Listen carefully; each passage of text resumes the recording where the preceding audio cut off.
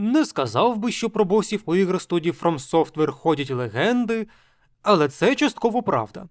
Dark Souls здавна закарбувалась в історії як дуже хардкорна гра, хоча із хардкору у неї це недомовленість у всьому.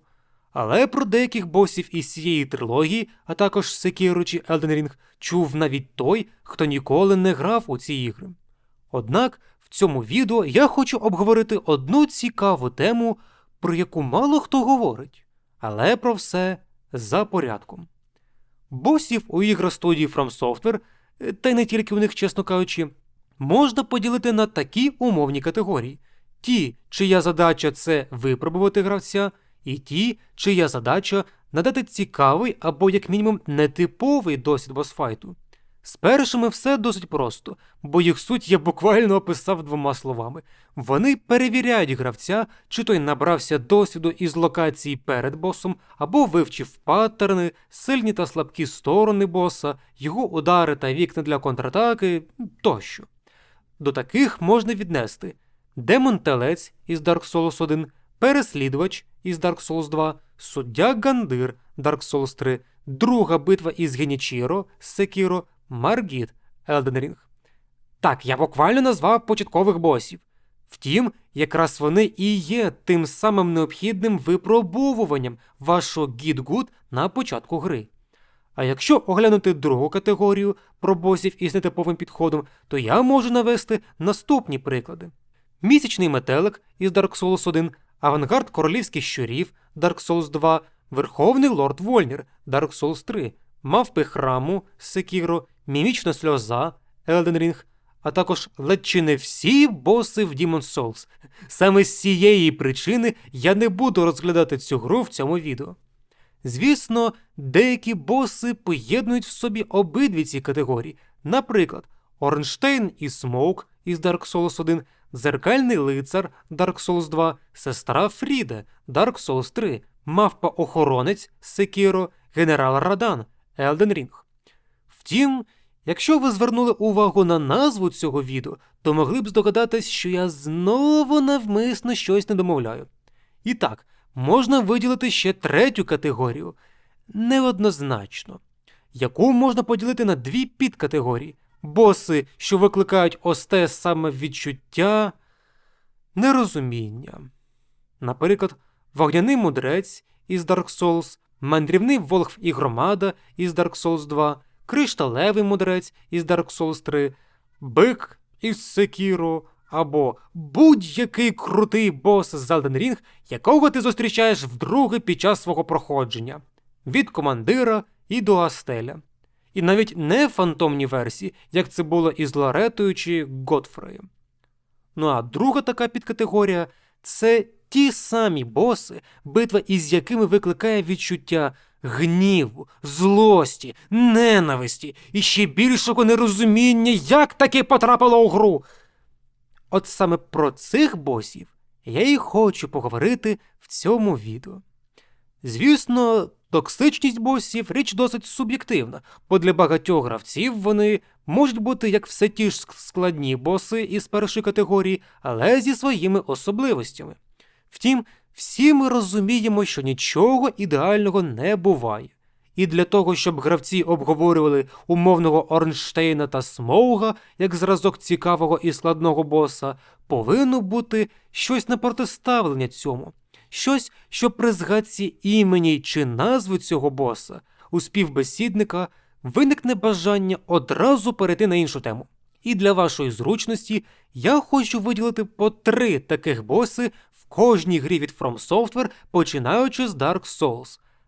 Так, саме із цієї гри, бо, як я і казав раніше, у Demon's Souls майже всі боси мають в собі загадку, яку відносно просто розгадати.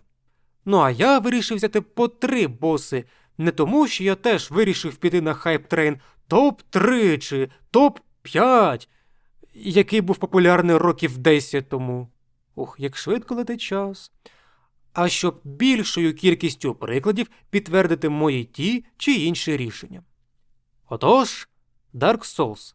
Номер 3 у моєму списку – Капра-демон. І це досить логічно. Все через собак. Бо якщо гравець не вдягнув середню броню, яка забезпечить певну стійкість персонажу, то одного кривого удару від собаки буде достатньо для станлоку персонажа. І саме цього одного станлоку зазвичай буде достатньо, щоб підбігла друга собака та або вдарив вже безпосередньо сам бос. Як же ж я ненавиджу собак. І не тільки в іграх. Бос номер 2 у моєму списку. Певен, це буде неочікувано для вас, але Гвін. Так, я вважаю фінального боса гри досить токсичним, попри всі його переваги з точки зору історії, постанови, саундтреку тощо. А на то все досить прості причини. Трекінг та ось цей різкий удар, на який вкрай важко зреагувати. Бос б'є боляче, дуже боляче, і нікому ж не хочеться отримати раптову шкоду просто тому що. Ну а щодо трекінгу, спробуйте відбігти від нього, щоб полікуватись, і тоді зрозумієте, що ви не можете покластись на ці умовні стовпи. Гвін при стрибкові здатен оминути їх, а також з легкістю вдаряє через об'єкти. А ще він здатен ухилятись від стріл, болтів та деяких заклинань. І все це в обмін на можливість парирувати боса, при тому, що до цього жодного боса не можна було парирувати. Чітко та зрозуміло. Насправді не дуже. Ну а номер 1 в цьому списку ви так можете здогадатись. Іноді виникає таке відчуття, ніби геймдизайнер навмисно формує деяких босів таким чином, щоб зайвий раз познущатись з гравців. От самі подумайте, в Dark Souls, де є дуже нестабільний елемент стрибка, є бос, що ледь чи не присвячений проблемі платформингу. Бо після знищення першої гілки підлога частково зруйнується. І якщо гравець не обрав завчасно коректний шлях, то йому необхідно перестрибнути через провалля. І якби ж тільки це було проблемою. У боса величезні руки, якими він дістає майже до будь-якого кутка арени. А ці руки не тільки заподіють шкоду, а ще й відкидають персонажа прямо у прірву. І від них неможливо ухилитись, якщо потрапив під удар. Один неправильний рух, і ти одразу вмер, а потім біжи кілька хвилин через неприємних ворогів до нього. Так ще й оманливий трюк із гнучкою гілкою посередині, який теж став причиною мільйонів смертей необачних персонажів. І все це випробовування задля жука, який помре від будь-якого, навіть найслабшого удару. От після такого досвіду ніхто не скаже: «О, так, Ложе Хаос, мій улюблений бос, я його просто обожнюю, це було круто». На того, хто таке скаже, точно подивляться таким чином. Що ж, Dark Souls 2. Ви, можливо, здивуєтесь, але на 3-є місце за токсичністю в цій грі я поставив синього демона плавильні. Так, я розумію, що це ледь чи не копія присутнього боса, але ось в чому річ. Акцент тут на словосполученні «ледь чи не копія». Бо попри те, що дизайн майже ідентичний, та ж зброя і аналогічний мувсет, бос має декілька неприємних елементів. По-перше, він суттєво більш живучий та сильніший, ніж оригінал. По-друге, через це проблема магічної вогневої аури більш суттєва. По-третє, і найголовніше, хоч його мувсет ідентичний до оригіналу, але бос має мікрозатримки перед атакою. Тож, якщо раптом ви вирішили скористатись чинним досвідом бою із вогняним демоном плавильні проти його копії, то цей досвід вам радше нашкодить. Плюс дорога до боса вкрай неприємна, гірше за яку може бути лише храм Амани або хуртовинна пустеля. Перш ніж я розповім, якого боса я розмістив на 2-ге місце, зовсім коротко розповім дещо. Звісно, абсолютно найкращого та найгіршого ігрового досвіду ви можете здобути хіба що у PvP, бо взаємодія зі справжніми людьми завжди непередбачувана і може бути як позитивною, так і негативною. І хтось із розробників подумав, що було б непогано перенести цей PvP-досвід у PvE-елемент. Зустрічайте! Хавел, Серах та чувак в сеті Альви. Або ж їх просто зазвичай називають Ганг Тріо, бо це словосполучення ідеально їх описує. Це просто троє звичайних NPC із власним спорядженням та зброєю, що діють як типові PvP-ганкери. Одразу йдуть гуртом на ворога, щоб нанести тому максимум шкоди без можливості втекти чи підлікуватись. Якби така ситуація сталася у PvP, то це було б однозначно оцінено як негативний ігровий досвід. Ну а перше місце за токсичністю отримує бос Авторитет Щурячої гвардії. Так, не забувайте, що я оцінюю саме босів, а не їх локацію чи подорож до босфайту. Цей самий авторитет виглядає навіть не як гігантський щур, а радше старий вовк, що підхопив всі наявні хвороби, але якимось чином ще живий. Хоч у цього боса не дуже багато атак, але хітбокс атаки головою викликає певні сумніви. Також у цього авторитета є цікава, але неприємна атака. Коли він має мало здоров'я, то може виблювати кислоту на землю, яка дуже швидко зламає спорядження гравця. А через особливість локації гравець не може викликати фантомів собі на допомогу, на відміну від попередніх босів. І неможливість викликати будь-яку додаткову допомогу дуже відчутно через 4 маленьких деталі боса. Перед самим боєм на гравця нападуть 4 щури, кожен із яких наносить швидкі атаки та накладає токсин. І 2 укусів достатньо, щоб отруїти гравця. Та ще й ці щури наносять немало шкоди балансу персонажа, через що той може і не вилізти зі станлоку. Тож, проблема щурів стає першочерговим у будь-якому випадку. І це не щури другого відповідного боса, що намагались спочатку оточити гравця, а потім кусати. Ці одразу біжать на пролом і одразу кусають. Ось такі от справи. Bloodborne. Так, слухайте, у мене немає PlayStation 4. І радше за все не буде. Тож, навіть попри те, що я неодноразово пройшов цю гру на YouTube, я нічого не буду говорити щодо босів цієї гри. Dark Souls 3. І на третє місце за токсичністю в цій грі я розмістив Олдріка. Цей бос постійно спамить своїми магічними заклинаннями, постійно тікає або змушує гравця тікати від його дощу зі стріл. Дуже весело. Приблизно така ж проблема із босом на другому місці – демонічні принци. Бо єдиний нормальний подвійний бос в цій грі – це Фріда та Аріандель. А принци не тільки постійно кастують ту ж магію, але і регулярно змушують бігати за ними по величезній арені. А знаєте, що ще змушує займатися такою ідіотською справою? Вітайте! Перше місце за токсичністю в Dark Souls 3. Мідір.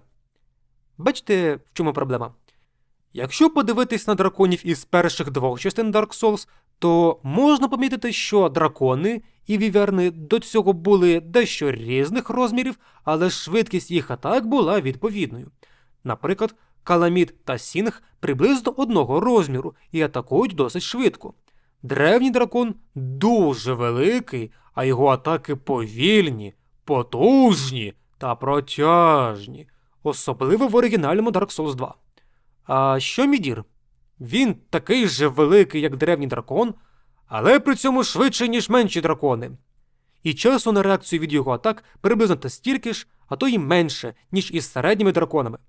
Плюс Мідір полюбляє проводити таран, хітбокс якого я теж хочу піддати сумніву, а також через розмір локації доводиться постійно і чимало бігати за драконом у цьому випадку. Чи це бос складний? Безумовно. Чи це чесна складність або навмисно завищена завдяки токсичним факторам? Я цілком вважаю, що другий варіант. Sekiro Shadows Die Twice. Із Sekiro дещо інша проблема, оскільки босів у звичному розумінні тут небагато, проте багато міні-босів. І на третє місце в цьому списку я розмістив Демона ненависті. Іронічно, що у багатьох гравців цей бос викликає саме ненависть до нього не скільки завдяки сюжету, скільки завдяки складності. Ясна річ, це вже ендгейм бос і дуже опціональний, якого багато хто взагалі пропустили. І як показує практика, якщо вогнище або його аналог розміщено впритул до місця босфайту, то очікуй неприємності. І цими неприємностями були 3 життя боса, величезні смужки здоров'я, враховуючи все той же ендгейм, вогняна ліва рука, яка ігнорує твоє парирування і наносить багато шкоди, а також сам бос із другої фази починають часто кастувати вогняні закляття. Звісно, є спеціальна противогняна парасолька для ідеального блокування, але якщо не вистачить емблем, доведеться ухилятись, а ухилятись в грі, що орієнтована на блоки та парирування мечем, ви зрозуміли. Втім, я хочу трохи порушити звичний уклад та закинути одразу 2 боси на друге місце. Це велетень у кайданах та бик, що палає. Обох цих босів гравець зустріне на початку гри, вони обидва є обов'язковими. Проблема із першим досить очевидна. У цього боса половина атак – це захоплення, і до того ж одна із них надає майже стільки ж часу на реакцію, як і та сама різка атака Гвіна із першого Dark Souls, що не круто. По-друге, ці захоплення наносять не тільки досить багато шкоди, оскільки це буквально початок гри, але і можуть привести до поразки без права на підняття, тому що цей велетень може скинути у прірву, яка розміщена поруч. Проте цього самого велетня туди не можна скинути, ні-ні-ні. Максимум, на що ти можеш розраховувати як винагороду за кмітливість, це можливість пропустити першу фазу, якщо застосувати людяна Гащина. А із биком проблема дещо в іншому. Попередні боси до цього були людиноподібними та були або озброєні, або, як у випадку із велетнем, атакував голіруч. Ці удари можна відбити катаною, і це досить зрозуміло для сприйняття. А тепер поставте перед гравцем величезного бика, що йде на таран, і скажіть йому, що ти можеш відбити цей таран своїм мечем без жодних штрафів. А вже ж, саме так це і працює. А потім додатково скажіть йому, що за відбиття вогняної колоди гравець все ж буде отримувати штраф по здоров'ю через вогонь. І тоді виникає дилема, коли ніби як потрібно ухилятись, а ніби як відбиватись. І обидві тактики не дуже допомагають. І не забувайте, що це все ж Sekiro.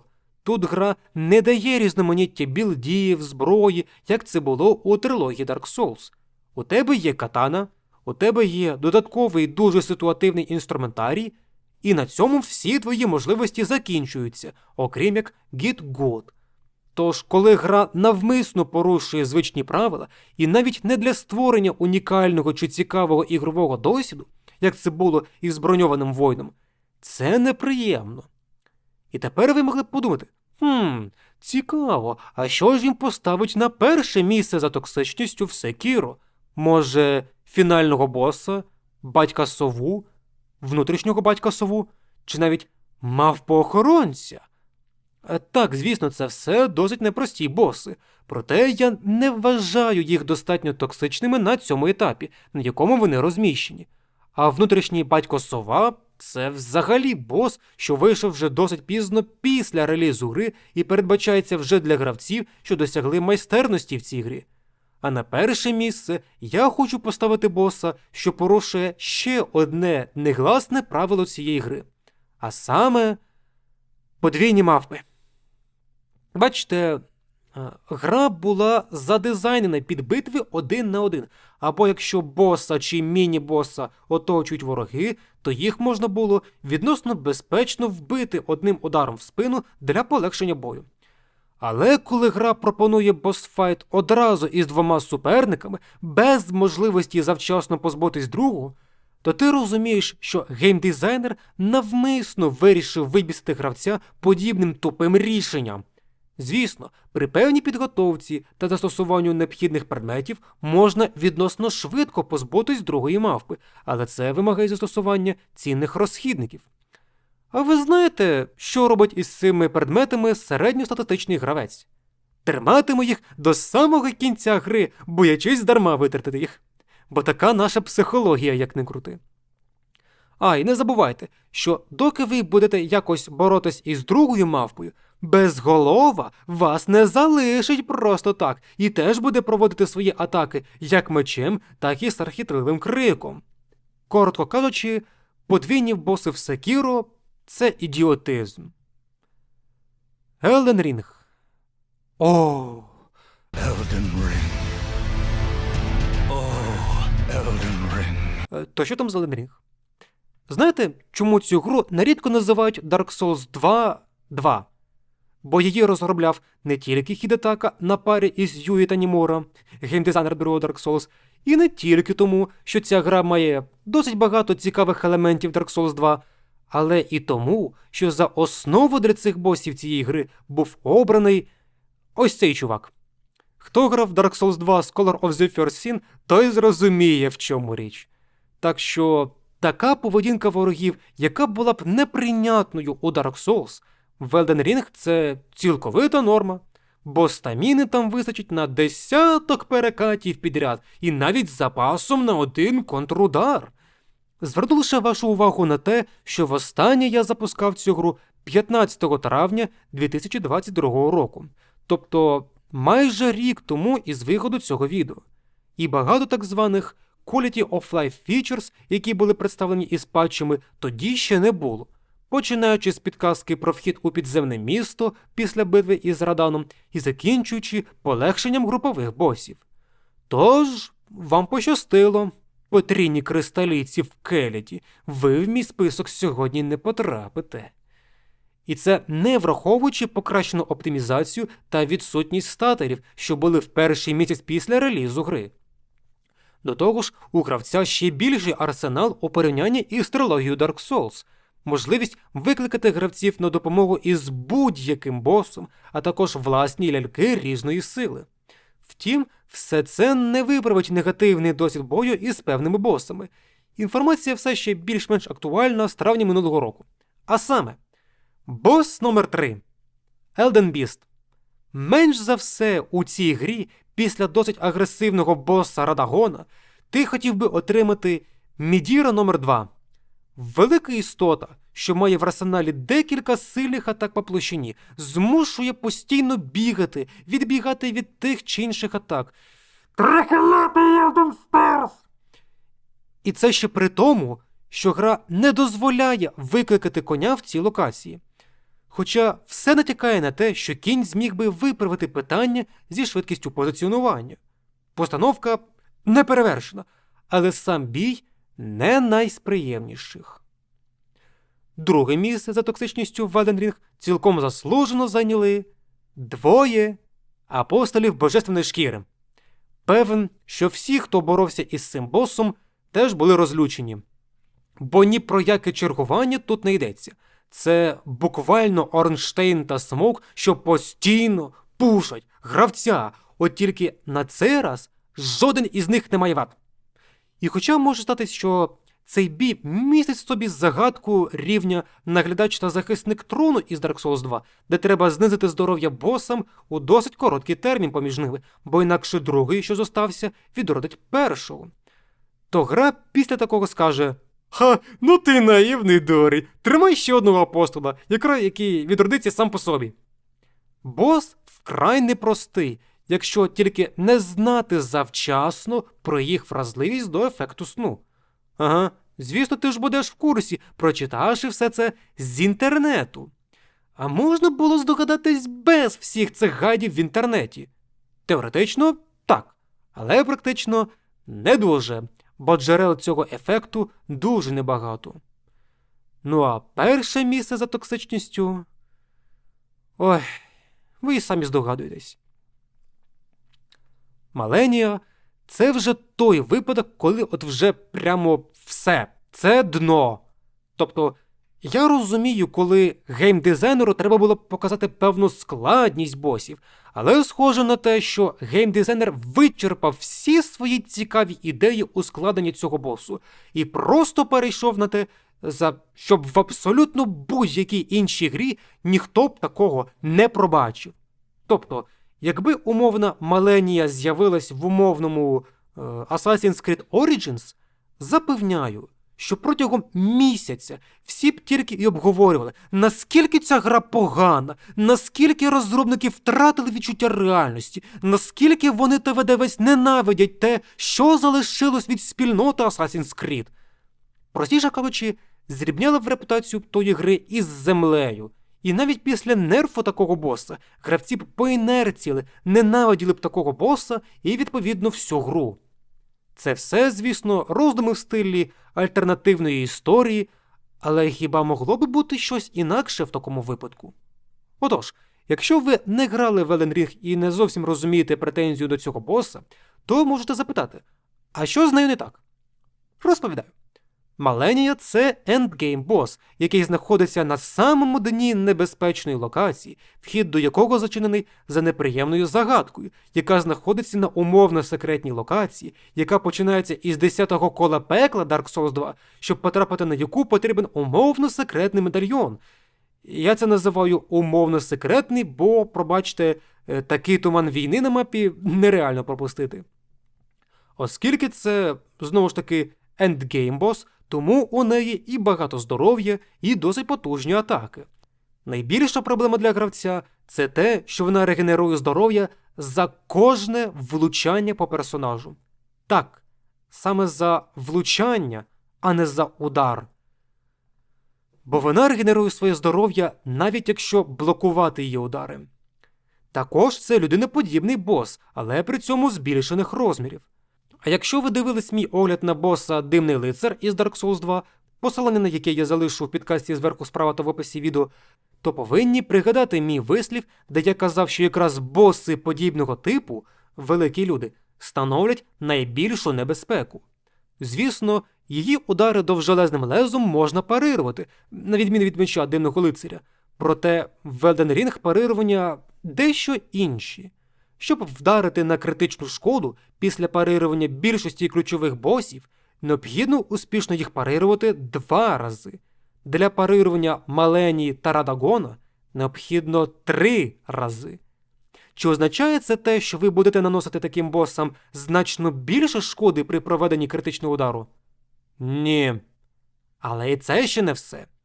Знаєте, от іноді під час гри в трилогію Dark Souls та Elden Ring виникає така думка, ніби той чи інший бос потрапив у цю гру взагалі з іншої гри, де існують інші правила, інші механіки, таймінги тощо. От Маленія тут ідеальний зразок такого боса, бо вона має певні елементи із Секіро. По-перше, удар ногою точно такий же, як в одноруких ніндзя із вище згаданої гри.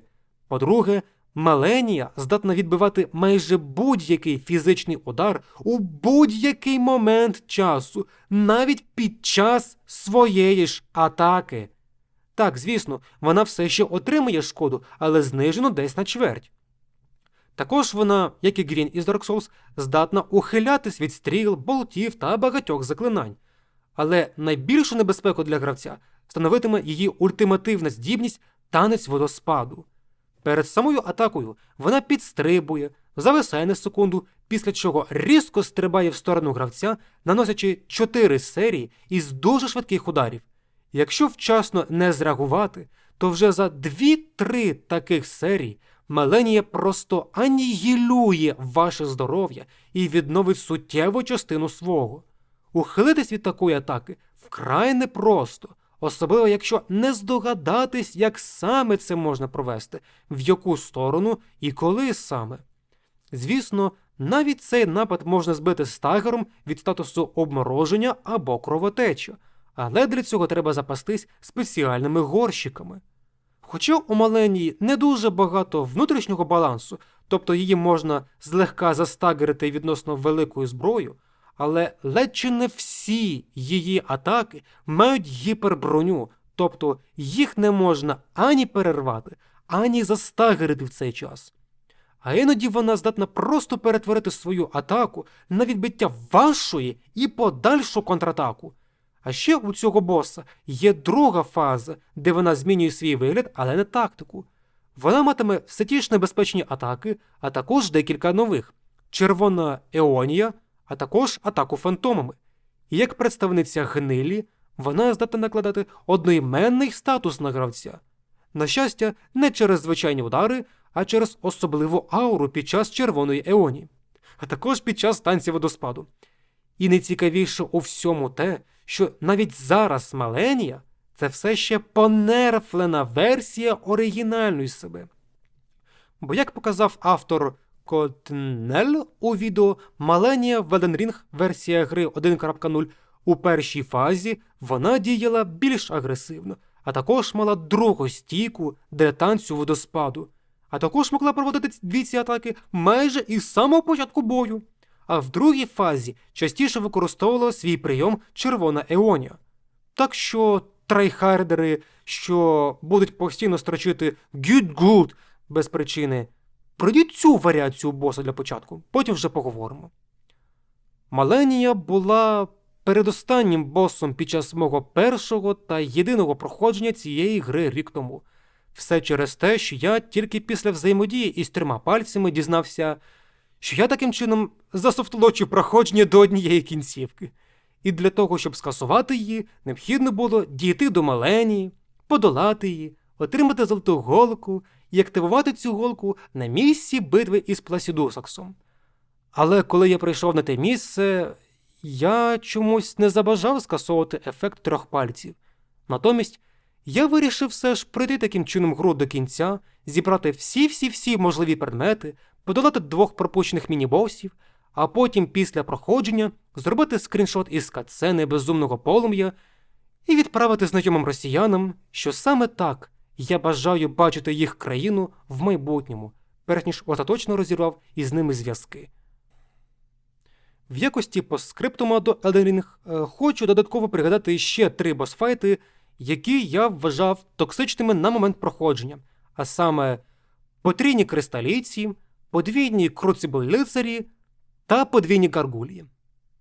Так, до біса тих гаргулій. Ось такі от справи. На екрані я ще раз представлю список всіх найтоксичніших, на мою думку, босів ігор. Дані арти є вирізками із загального арту автора, що вирішив зобразити цих босів із всіх цих ігор в стилі гри Hollow Knight. Посилання на сторінку автора у Twitter та Reddit я залишу в описі цього відео. Шкода, що він не встиг зобразити всіх босів в Elden Ring, але враховуючи їх кількість, це цілком логічно, тож художника нема в чому звинувачувати. Якщо вам сподобалось це відео і ви хочете більше подібного контенту від мене, а саме відео, присвячені іграм студії From Software, то можете не тільки підтримати в коментарях, а й матеріально через сервіси Donatello для гривень та Ko-fi для доларів тощо. Також буде можливість створювати контент, який радше вам цікавий і частіше, ніж раз у 2 тижні. А також я рекомендую заглянути в мій телеграм-канал, який я ретельно зачистив. Той канал я буду вести вже як блог, тобто буду писати про прогрес певних проєктів, мої емоції від якоїсь ситуації, моя суб'єктивна оцінка того чи іншого. Коротше, типовий бложик, без новинного завантаження, як це зараз модно. Що ж, а у мене на цьому все, і до зустрічі в наступному відео.